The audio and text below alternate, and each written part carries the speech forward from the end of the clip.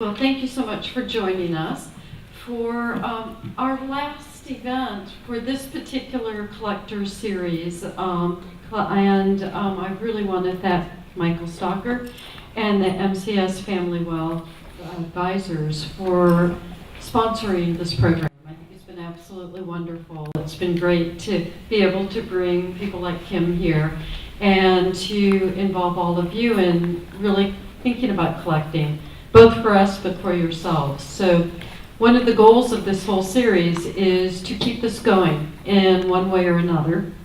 So if you haven't yet completed a survey, there are surveys back there which really asks you what you would want out of a collectors group that the museum could help put together, what kind of events, programs, things like that.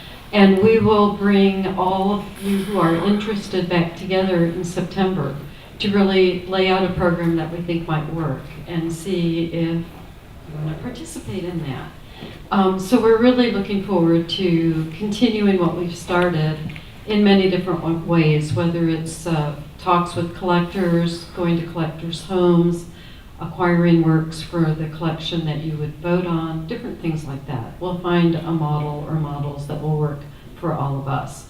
So again, thank you, Michael, so much for the impetus of getting this going. Really appreciate it. So today we're going to be talking about collecting for the University Museum. And we have an illustrious guest with us today, Kimberly Rorschach. And I have her bio here, and there's a lot of named directorships. So I'm going to try and look at this. You think so? Okay, she's director now of the Seattle Art Museum, which is an endowed position. And very new, since November, I think. And before that, for 8 years at Duke, at the National Museum. Duke had a museum, which I was familiar with, but then they really needed a new museum, and the Nasher family generously provided funds for an incredible building. And Kim came in to make that building a reality and to make a huge difference on both the campus of Duke, but in the town as well, and to really resituate the arts, I think, in a really powerful position at the university, which is something we all like to see. And then before that, she was director at the SmART Museum at the University of Chicago, which is just a real gem of a museum, and if you haven't gone there, I hope you will. And she's worked at the Philadelphia Art Museum and others. So she brings this incredible background of both university museums and public museums and research in art. She has a PhD. She teaches both in museums and knows a lot about art history. And she also just recently stepped down as the president of the Association of Art Museum Directors, which is the major national organization that represents art museums, big and small. So I can be at the table with the director of MoMA or the Met, as well as museums like mine, which is really unusual, but we all share similar issues, and it's been a great organization to be part of, and an incredibly important lobbying force for museums in this country and others. So I know that was a big undertaking to do that. So what I haven't said, and I think maybe what we'll do is kind of, this is your life, Kim, is to, and I'm not going to go to the beginning, but Kim graduated from Brandeis. And for many of you I know who were with us in the spring as we talked about special issues on collecting and deaccessions when we had the series on 21st century museum issues. One of the talks that we had was about deaccessioning and how that has affected universities and museums like Brandeis and the Rose or Randolph-Macon and the Mayer Museum and so many others. So maybe we could start there and talk about, because I'm curious to know as a student even, what the experience was working with the museum and how integrated it was with the academics or the community, and then the trajectory that happened. Okay, I'll try to address that. First of all, thank you, Jill, for your generous introduction. Thank you all for coming this evening. It's a real special treat for me to be here because I know this museum very well. I come to Eugene every summer and have been doing that since the early 80s because my husband grew up in Eugene and we have family here. So I've seen this museum grow and change, and it's always a delight to come back. The show looks great, everything looks fantastic upstairs. So anyway, I'm delighted to be here. But to your question, I went away to college thinking I was going to study European history and the Soviet Union. Randomly took a general course in art history, very randomly, and just decided that's it. This is what I want to study. I love the way art gives us a window into history. This is the subject for me.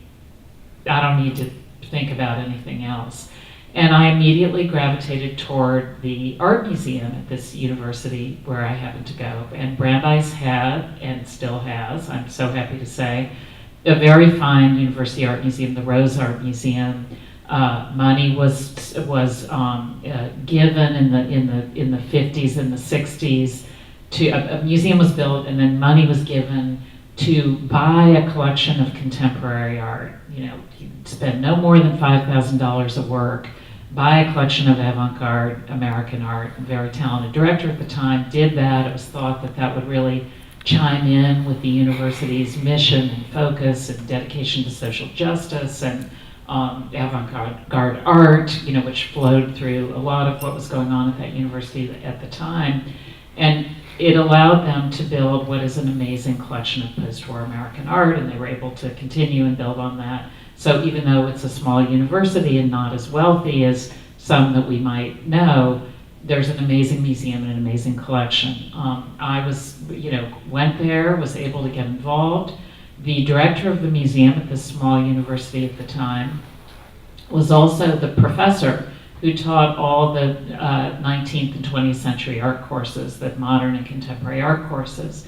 So there was a very close connection between curriculum and the museum, very, very close, which I think, you know, then as now, is very important for the success of a university art museum. There was a great collection, a dynamic professor and director, but a real focus on contributing to the educational project of the university and the edification of students. It's true that probably most of the students who spent the most time there were students who had a special interest in art in particular, visual art in particular, and the arts in general. But the arts were and remain very strong at Brandeis, so I think that was appropriate, and it felt very central to what was going on at the university. I'll just quickly mention that two of my classmates at the time also went on to museum careers. One was for many years a distinguished curator at the Metropolitan Museum of Art. He's now director of the MFA in Houston, and the other is director of the Whitney Museum of American Art in New York. So there was something about that Brandeis experience that was very effective in terms of training museum directors. I don't want to. You'll have questions, but maybe the point to make, the place to end. I think Brandeis's recent troubles and the threat to the collection, the university's idea during the downturn when things were so difficult, that they would sell the collection, arose from acute financial distress and a kind of like, oh my gosh, our endowment's down $400 million. They tell us this collection's worth $400 million. Maybe that'll be the answer, before they realize how difficult, really impossible it would be to actually do that. But I think perhaps contributing to it, may have been a sense that the museum had grown away a little bit from the university and was behaving maybe too much like an independent museum that wasn't as close to the university as it perhaps could be. I don't suggest that this wouldn't have happened had that not been the case, but I think there was a situation there that it really would benefit all of us who are interested in university art museums to look at and think about when we think about our own institutions and how they should develop in support, as art museums to be sure, but in support of the university's broader educational mission. All right. And And I think that's kind of part of the framework, I guess, of our talk today in terms of what's peculiar and special about university museums in terms of their collections and how they use those collections, which is a very different mandate, I think, than other museums.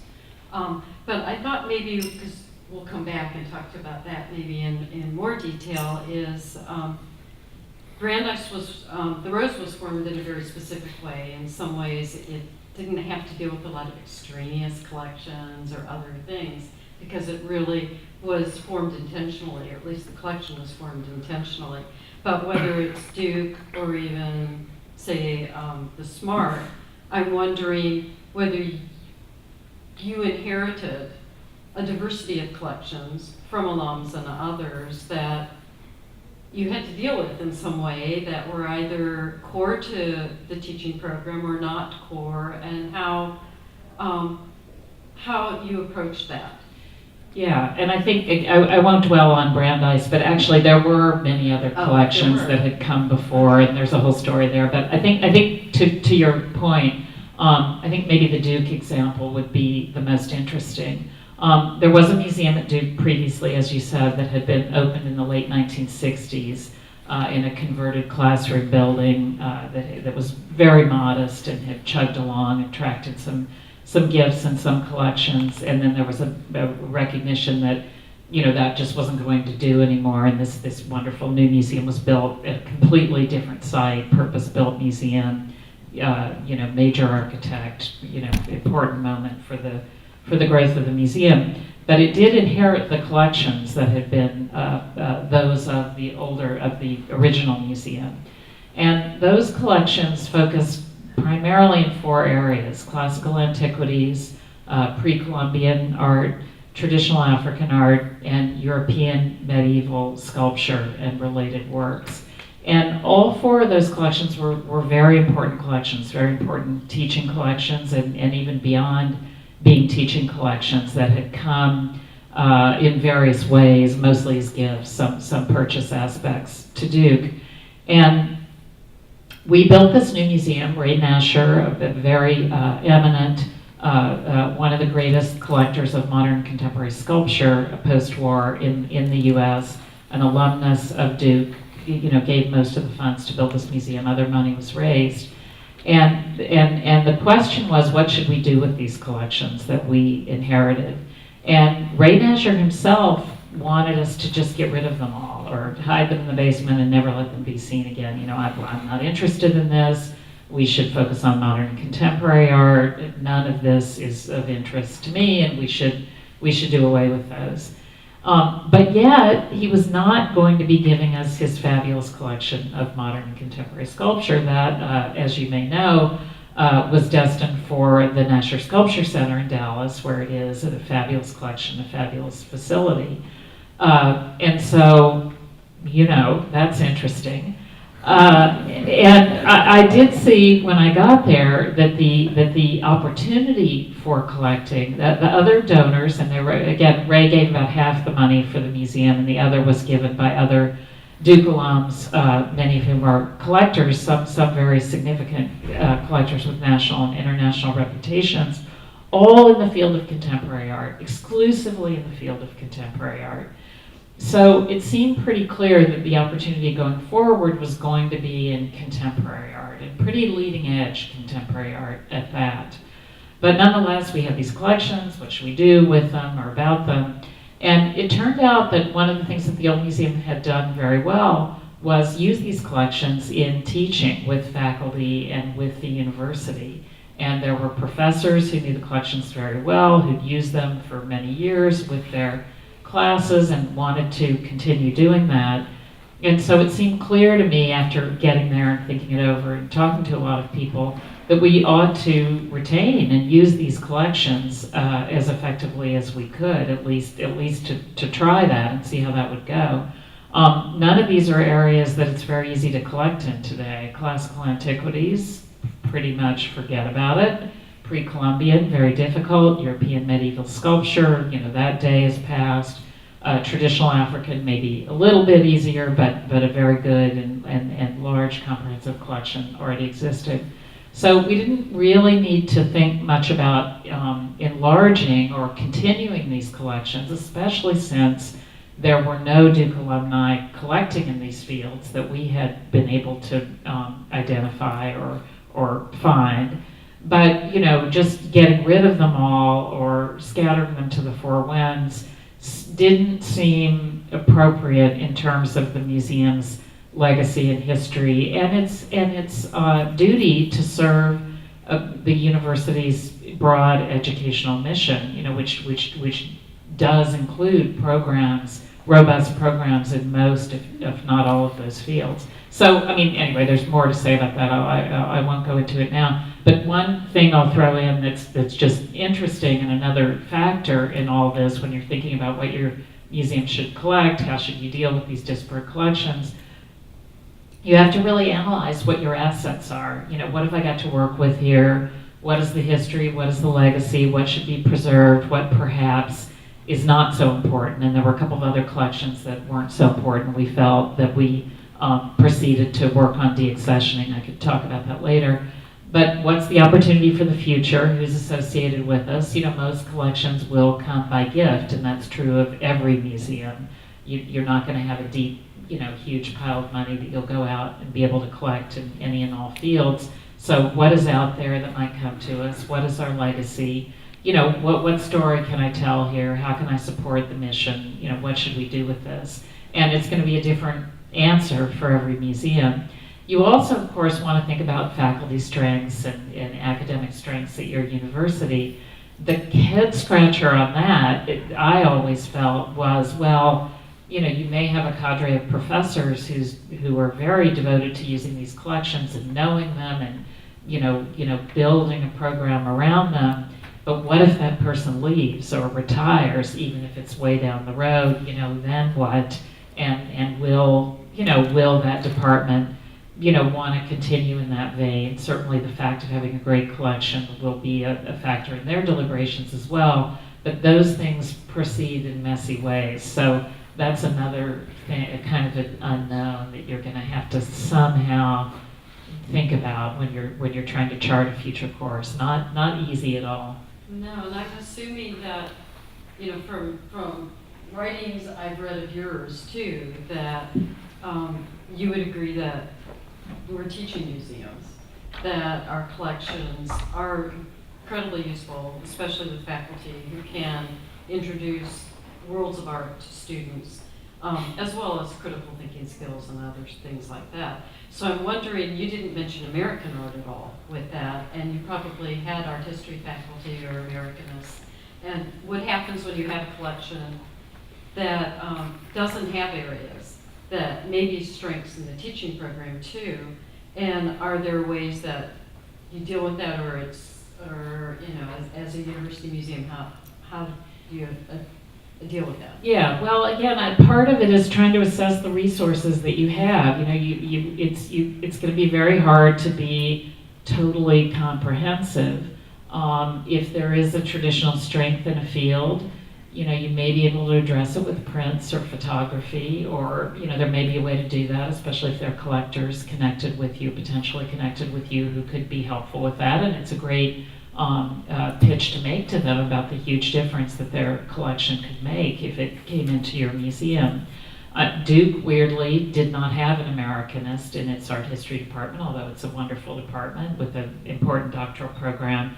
That had never been a huge interest or a huge strength, so it wasn't an acute problem. And we had this pretty fantastic pre-Columbian collection, but no professor who could really deal with that collection in the same way that we had professors who could deal with classical antiquities in the medieval and African collection. So it was underutilized, and we actually raised money and went in with the College of Arts and Sciences in the department to try to make a hire that would be half-time teaching and half-time curating the collection, and we couldn't actually find a suitable person in pre-Columbian art, so that didn't happen, you know, while I was there. Now, does that mean we should get rid of the whole collection?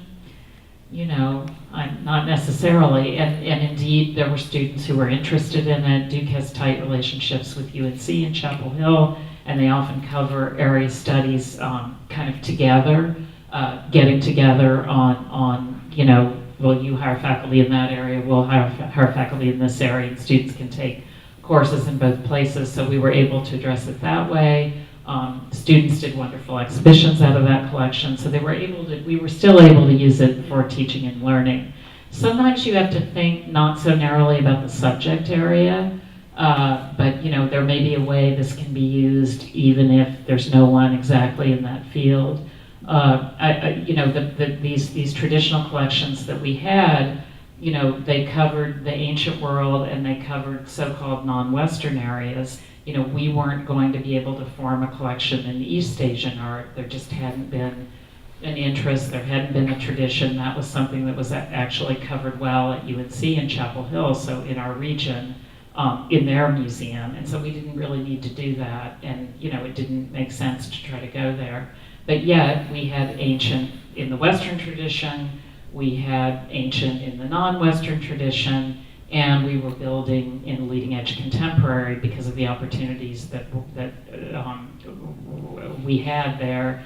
And so that was a good mix to cover a broad waterfront in the history of art in general and teach across a lot of themes and subjects and important issues, even if we're not comprehensively comprehensive.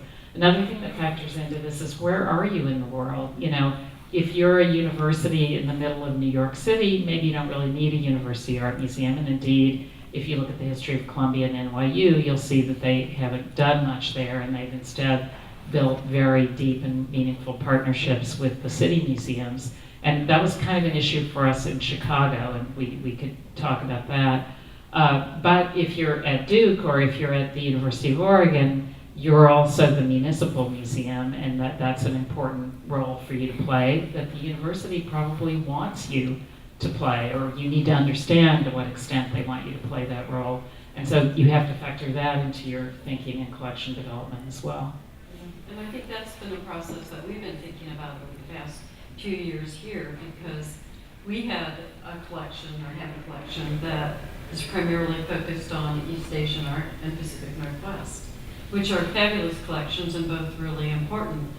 And when you look at how they support the academic program, can we just leave it there? Or, as we decided, we need to have some excellent examples in other areas so that we can actually have works, original works that professors can use, that students K-12 and others can see, that might represent European art, or Latin American art, or other types of cultures that would not normally be on display here. But that was a big change for us to think like that, and we're still in that process. I think we still prioritize the original collections, but to try and, I think, especially as a result of what happened with Brandeis, and set a number of us as museum directors on this path of how do we make ourselves indispensable to our parent institution, which often is the one that gives us more funding, is our biggest donor.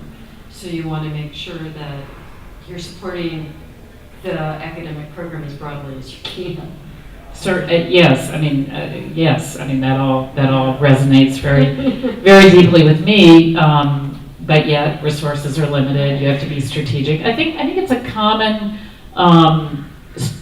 way to think, a good strategic way to think. Well, we can't be all things to all people. We really ought to specialize. What's going to make us distinctive? And we do all need to ask ourselves that question. But it may be more complicated than, well, we have a tradition in East Asian art, so let's focus only on that to the exclusion of everything else, especially when you're in a major research university, that's doing things all over every discipline, all over many regions of the world. You may need to think differently about it, although you're going to also have to consider what assets you have and what assets it's possible to develop, as opposed to, where are you just not going to be able to go? And I know you're doing that and thinking about how to develop the collections and developing a deeper understanding of what collections are in this region, and maybe you'll go on to think more about alumni more broadly and what they, are you well aware of everything that they're collecting, and thinking about, how you all might come together to develop this museum. So any tips on how you identify alumni collectors? Well, at Duke, we worked very hard on it, and it was so interesting. As I said before, there were a number of people who collected contemporary art in very significant and ambitious ways. I mean, just to give one example, if any of you have visited Miami in the Rubel family collection, one of the most amazing collections of contemporary art in the world, one of the most innovative, formed by a family, Don and Mira Rubel and their son, Jason Rubel, who is a Duke alum, it turns out, and became a great supporter of the Nasher Museum, and that's a major collector with a worldwide reputation associated with the museum, and may give Duke all kinds of opportunities. But it's not always so easy to ferret the collectors out. Again, we never succeed in identifying anyone who collected much in the way of older work, despite trying various techniques. I was talking to a colleague, a curator at the Ackland Art Museum at UNC Chapel Hill, which recently mounted a show, a Carolina Collect show, really trying to learn about who was out there among the alumni who was collecting. And he was very effective at turning up a lot of people that were completely unknown to them before. And usually universities, even if they have very extensive information on their alumni, you may not be able to research in that information and find out who collects art. You can research wealth, perhaps, or history of giving cash to the university, but that's not necessarily going to tell you that. But his tip was, if they're in the financial world, that's where you should look. People who've done very well in the financial world, there's a chance that they'll be collecting art because they need to diversify their investments, and that led him to some very amazing collections. But so I don't know. I think you have to think about your alumni base. Where are they? It's not necessarily people who majored in art or art history by any manner of means who are the collectors, although there is an arc there as well, because if someone is a specialist in something, they will have had special opportunities to collect, and they may own some things. Academics, even though they aren't known for making tons and tons of money, they have special knowledge, and they've traveled, and they may have been able to pursue their interests. So don't overlook that either. Yeah, no, that's a good point. And so was the SmART similar in terms of the kind of these pocket collections in a way of strengths, or was it more broad? The SmART had, again, without getting too bogged down in its history, the SmART had certain areas of strength and focus. Modern art, kind of 20th century and post-war, not so much leading contemporary when I arrived, but 20th century art, and also East Asian art was a particular strength due to traditional faculty strength and encouragement for collecting and resources that have been given over the years in some important collections.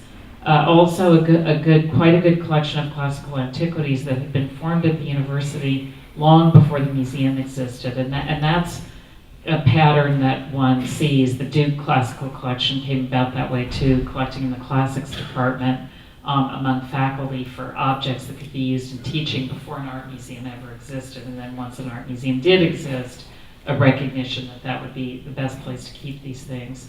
But it was challenging at the SmART because we were in a city that had the Art Institute. And so the argument was, well, do we even need a museum? The students can just use the Art Institute. And they could, and they did. But it was rather far away. It was a hike to get up there to the art museum, and no large city's municipal museum can give attention, the kind of attention to students that a university museum can. A large municipal museum has got to attract the broadest possible audience, and it can't really afford to have the curators get too deeply involved in teaching and offering opportunities to students. Museums do some of that, And they would certainly never say that they're not interested in doing it. I would never say that for the Seattle Art Museum. But the fact of the matter is, we have to focus on such a broad audience because we have such a huge museum that with such high fixed costs that we have to focus on that. And we do wonderful work in education, but it's a different kind of work. So, after some soul searching, the University of Chicago decided that it was indeed worthwhile to have a museum, and that it could create an experience that was very, very different from the experience created at the Art Institute. And even in its public education programs, I think this is very different from what you all have here. But it was located on the south side of Chicago in a nice neighborhood that was surrounded by a lot of not so nice neighborhoods, very underserved, underprivileged neighborhoods. And many of the kids in those schools never went downtown. Downtown was a scary place, and they never went downtown. They maybe had never been there in their lives, or maybe once.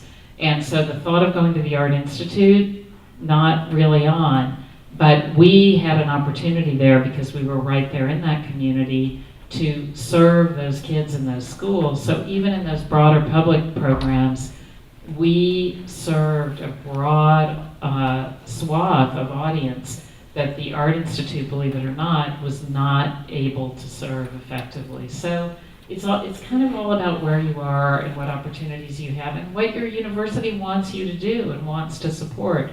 That was valuable to the University of Chicago because of what they were trying to do to redevelop that neighborhood, which was pretty essential to their survival. And so it fit and it made sense for the University of Chicago for us to be involved in that way with the broader surrounding communities.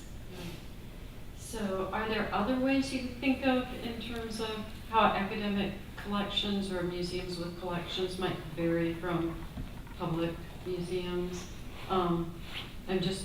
We may have explored that topic and are ready to move on to other things.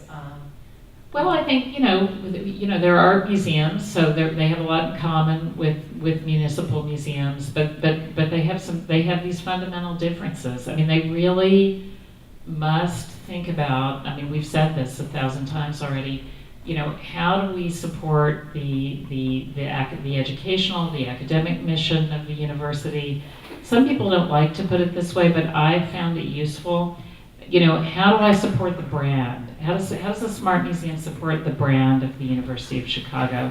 How does the Nasher Museum support the brand of Duke University? And those are two quite different brands. And the ways that we did that were in some ways quite different, even though they need to be in ways that, art museums can appropriately do. Again, just to give one example, we did as much advertising as we could afford for the Nasher Museum with Duke basketball, because Duke basketball is very important to Duke University's brand, and it gets national attention. People come in from all over to attend those games. The Coach K, is seen as like an amazing model of leadership, not just a coach, but a great leader, which he totally is. I completely drank the Kool-Aid on that one.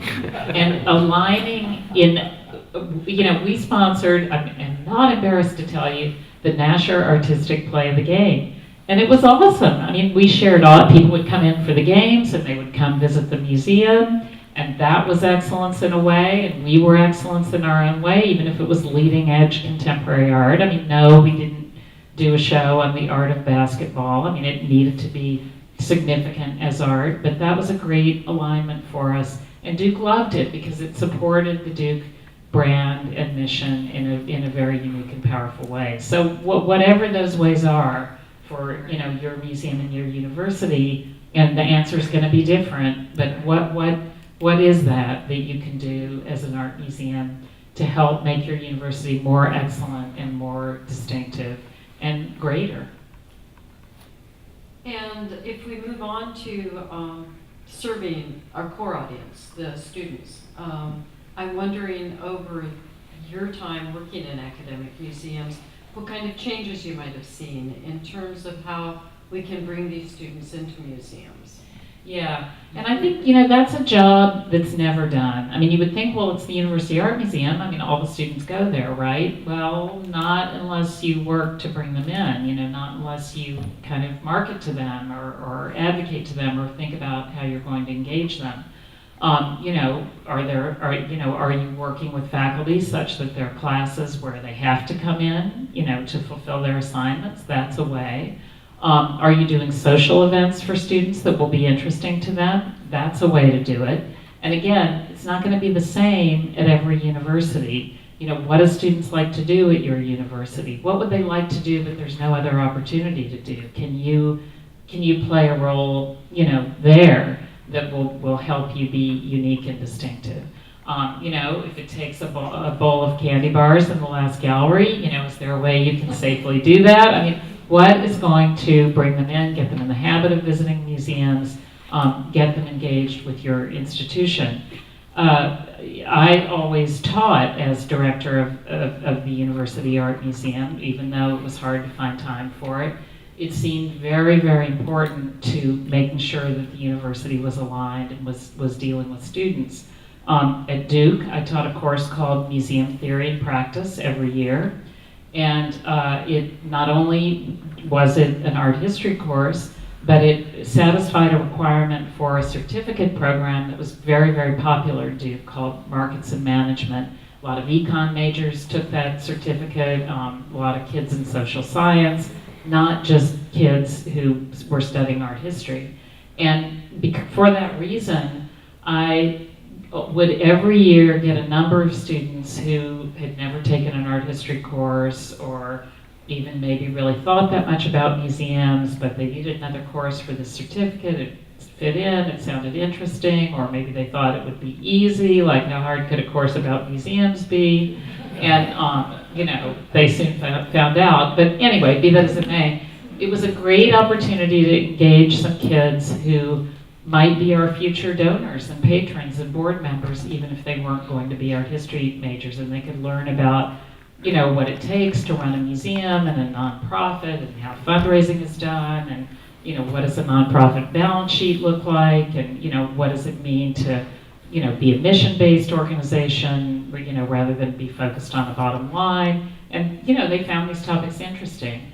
At Chicago, I was involved in teaching a course on art law in the law school. And that brought in students and helped them think of a museum in a different way than they might have been able to do before. And at Chicago, the law school is, one of the most amazingly fabulous law schools in the country, if not the world. So that was a great thing to do. Another school, there might be particular opportunities with the business school, or, you've got to be creative and think of ways to support that, again, that will help make your university greater and provide a more amazing educational experience for your students. And obviously art and art history are central and core and always will be, but you need to go beyond that in whatever ways are going to make sense.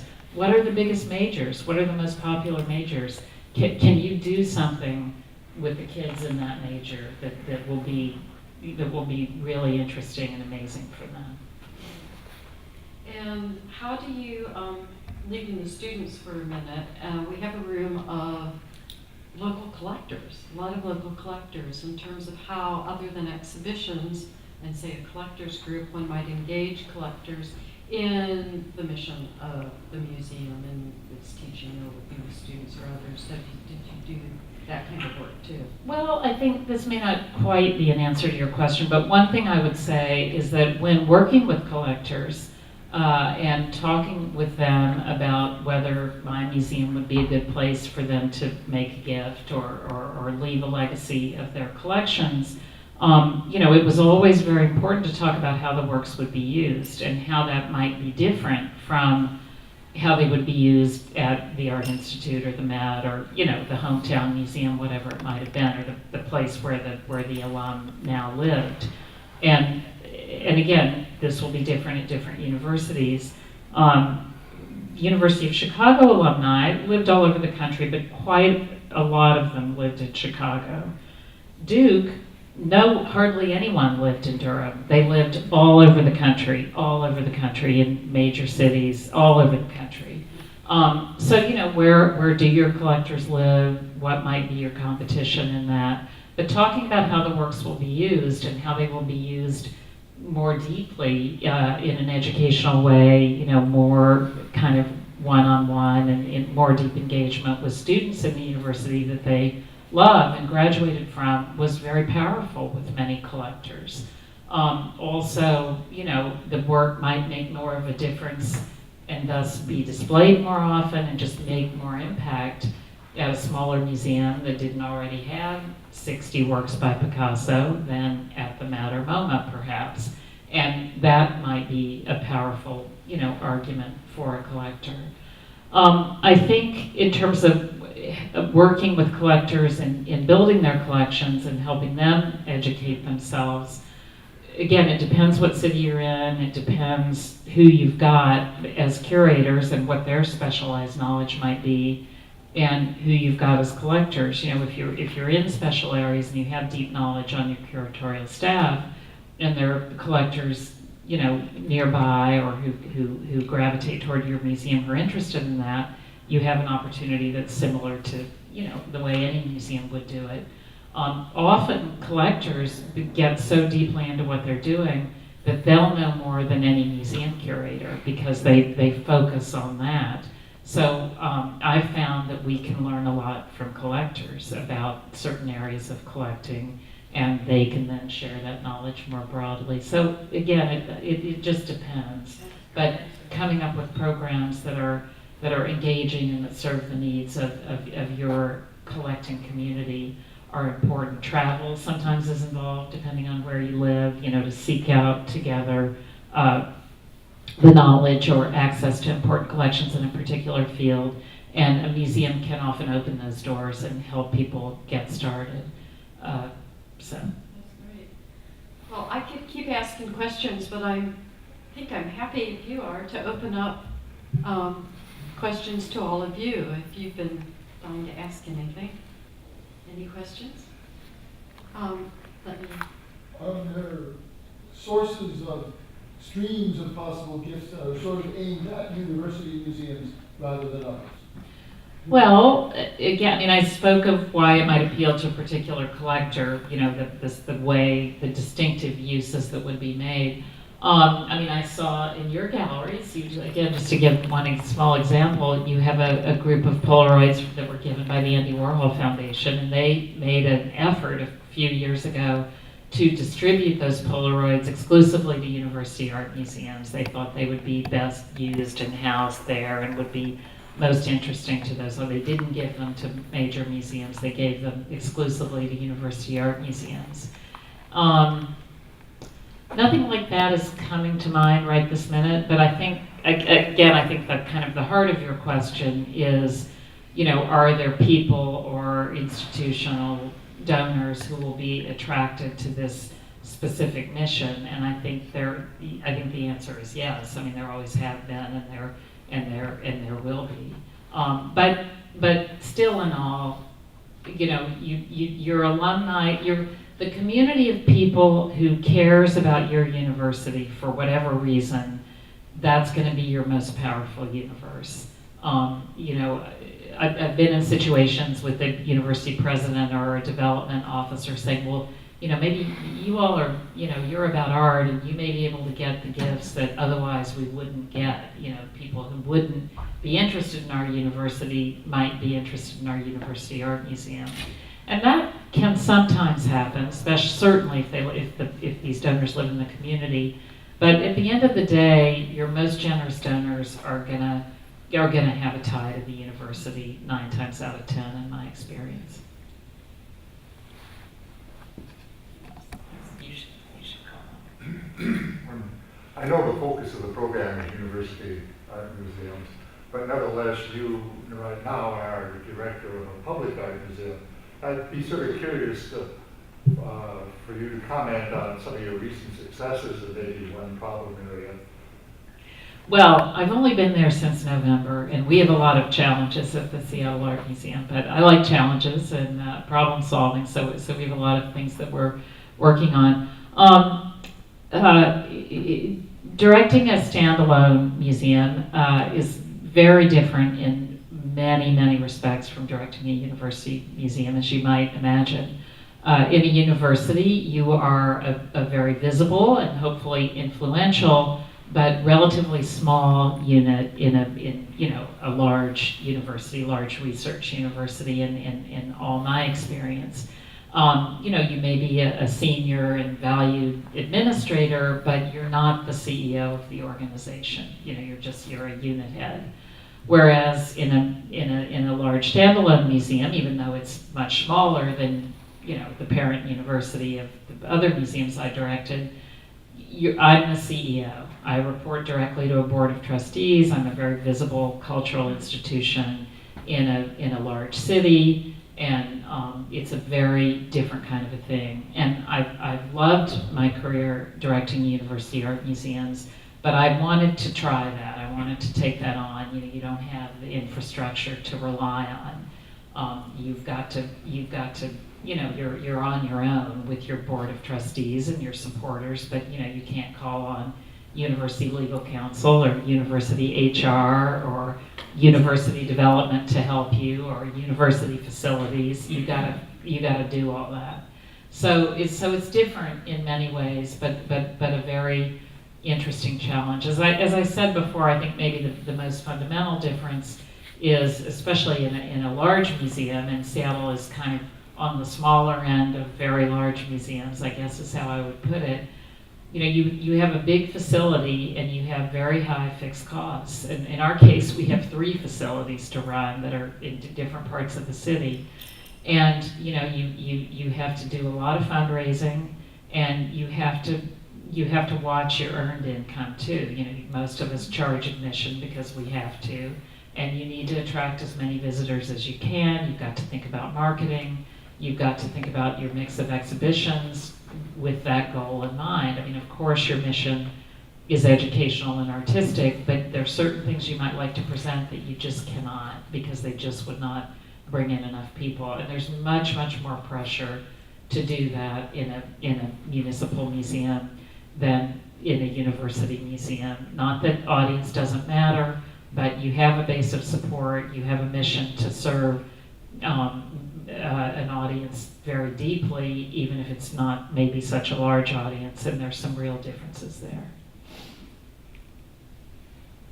I appreciated your comments about the specialization in many of the art areas within university museums, but with the large undergraduate population here, what is the relationship, for example, between the Honors College and the museum?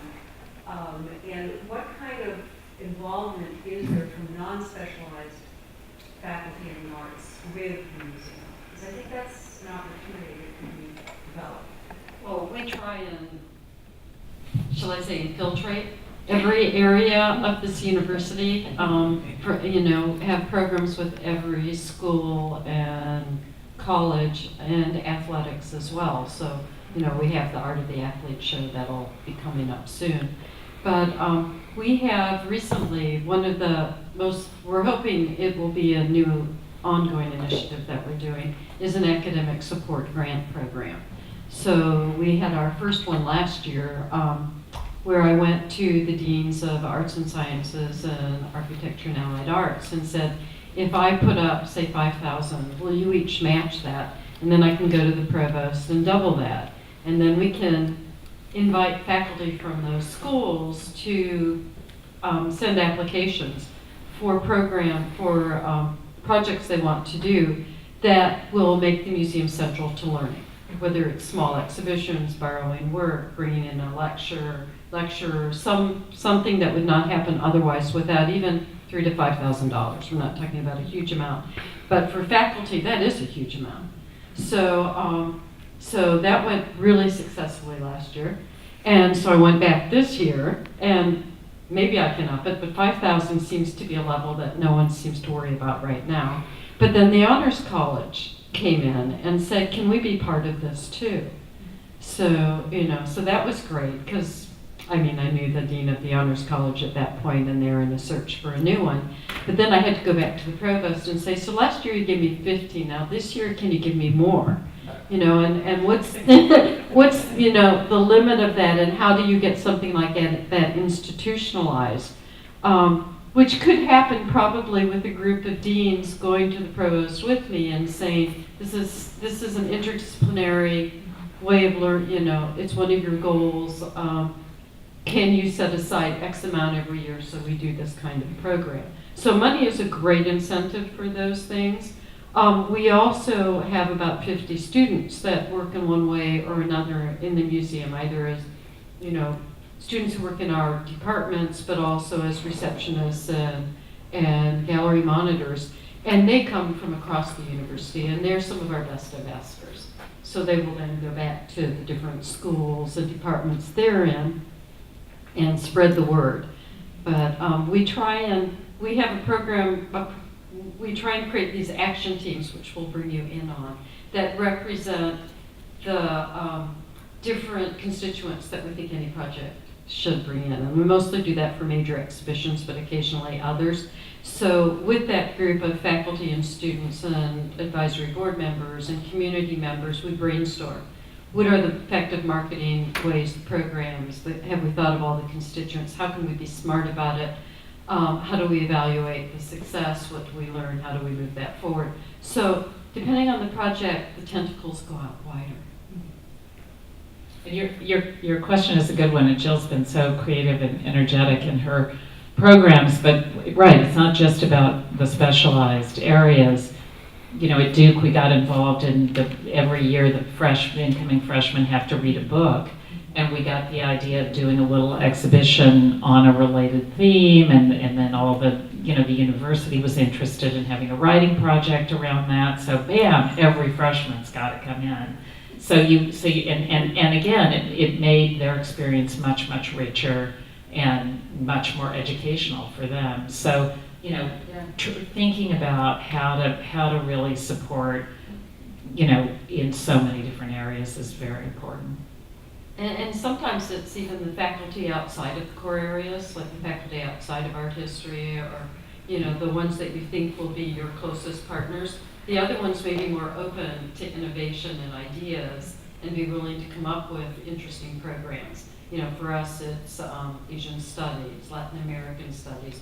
We're developing amazing partnerships with faculty in those areas that are in some ways a lot more creative than, say, some in art history, where it's just really very specifically focused on a discipline, and, you know, which is great. I mean, that's, you know, what we can do really well. But it's exciting to see other kinds of initiatives flourish. Students are also great when you need to develop an app, or, you know, you want to put an iPad in the gallery with information. Just get some students and they can do it in 5 seconds. And us older folks, you know, they're a great resource in that regard as well. And it's a great project for them. It's a you know, it's great experience for them that they can take out into the world, you know, as something on their resume even. I have a development question. No one graduates from the art museum. And you're an English graduate, or you're a journalism graduate, or you're an engineer, or whatever. How can you develop a stream of potential donors going forward? Is there a way to work on that? Well, Jill, you could certainly answer this as well as I could, but all those students that we have working in our museums, the ones who took classes with us, you know, the ones who got involved in some way or another, you know, we may have a good opportunity there. And it's true, I mean, you do have that disadvantage, you know, that you can't claim them the way the law school can, or the history department, or, you know, fill in the blank. But, you know, there are those alums who've developed that very meaningful interest that often will get involved and be very generous. But that's one of your challenges, no question. You've got a cohort who are undergraduates and graduates, and they go off and do something and become donors over time. How can you maintain that thread? Yeah, and I think we're all trying to make sure that we, you know, keep track of the names of those students. And I mean, again, at Duke, and you may have this at Oregon too. We weren't able in Chicago to be a check off on the annual fund form. You know, the museum. I'd like my gift to go to the museum or the library or for general purposes or whatever.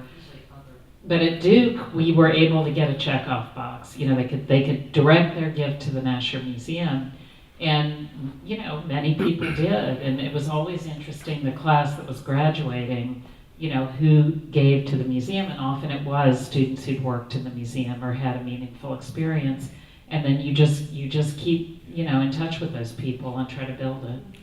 And I think the more visible you can be in university vehicles, whether it's magazines or alumni news or whatever else it is, that we're always there and there's always an alum doing something, or there's, you know, something to do with training students or some great project, and whatever it happens to be, as long as you can be visible, I think that's very important.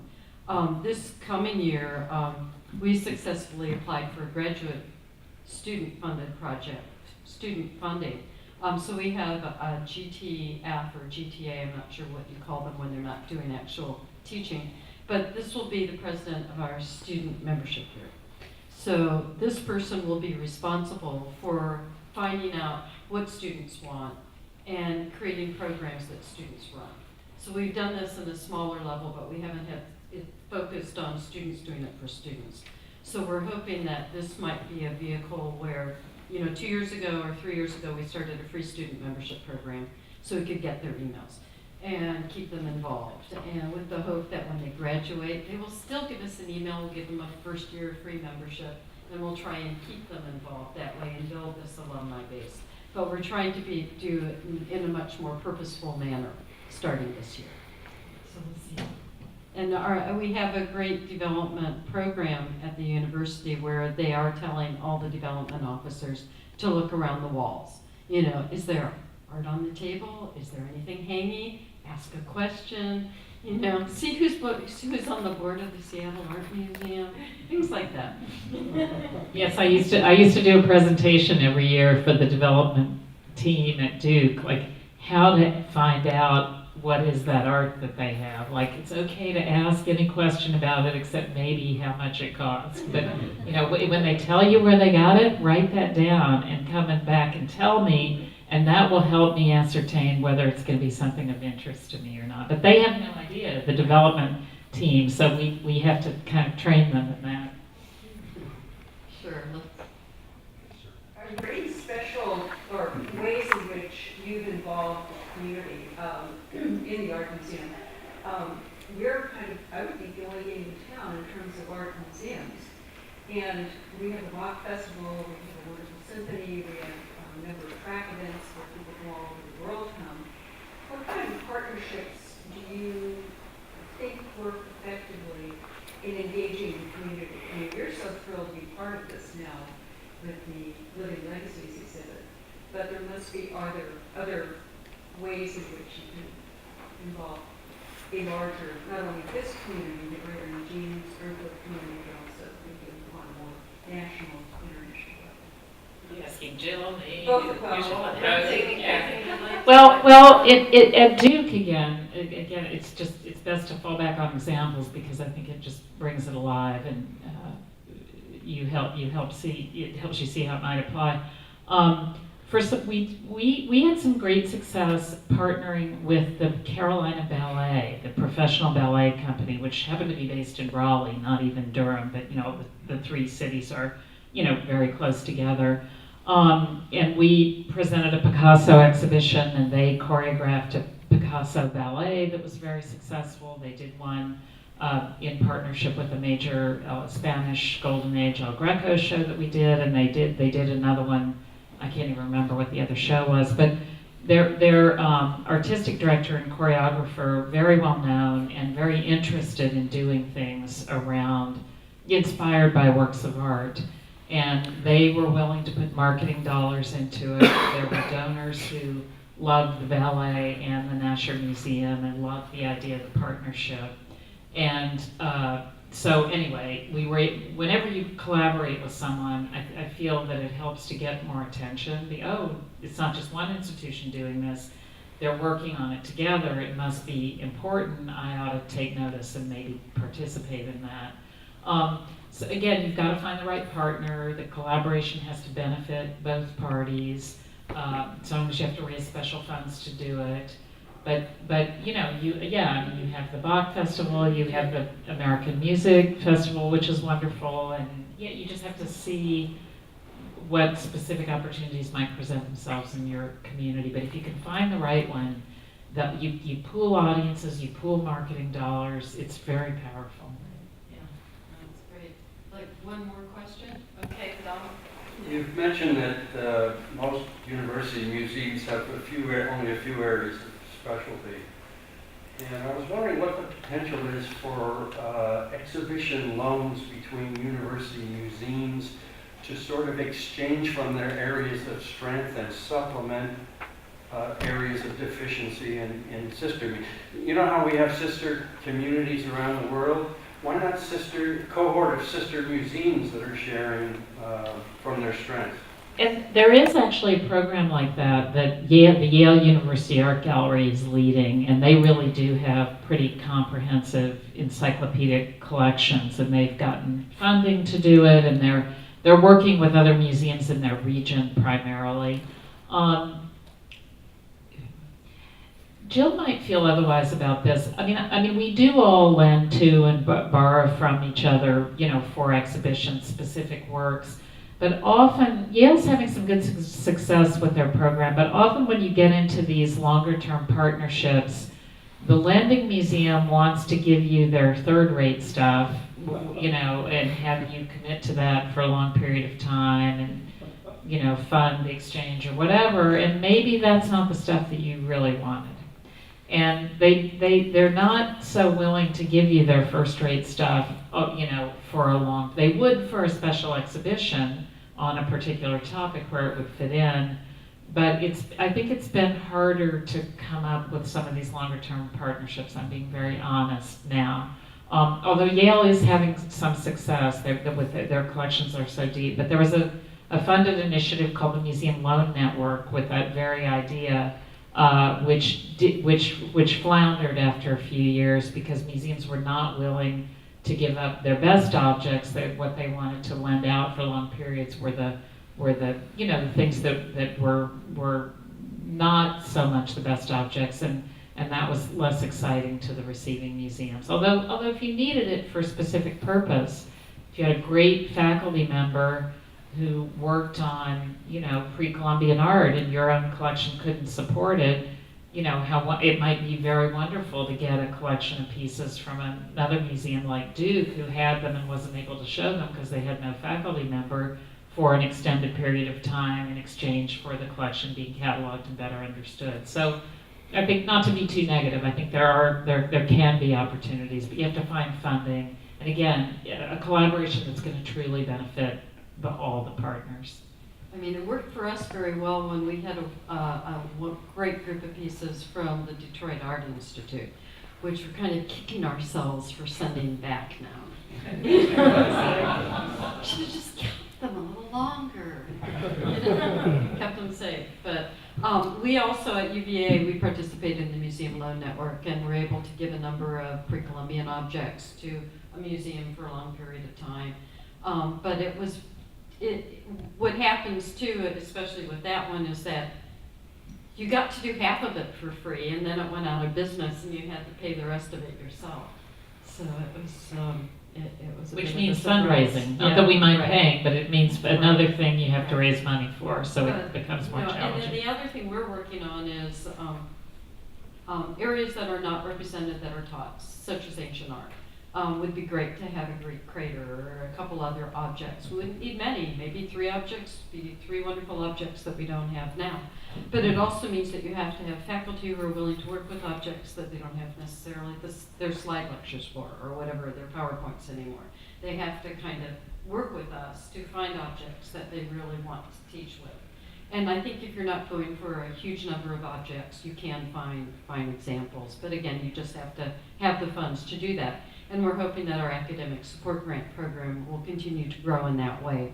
We were able to bring the wonderful pieces from Portland for the German Expressionist panel, exhibition courses, other things, and we're working on other initiatives with Asian art now. So we'll see what happens, but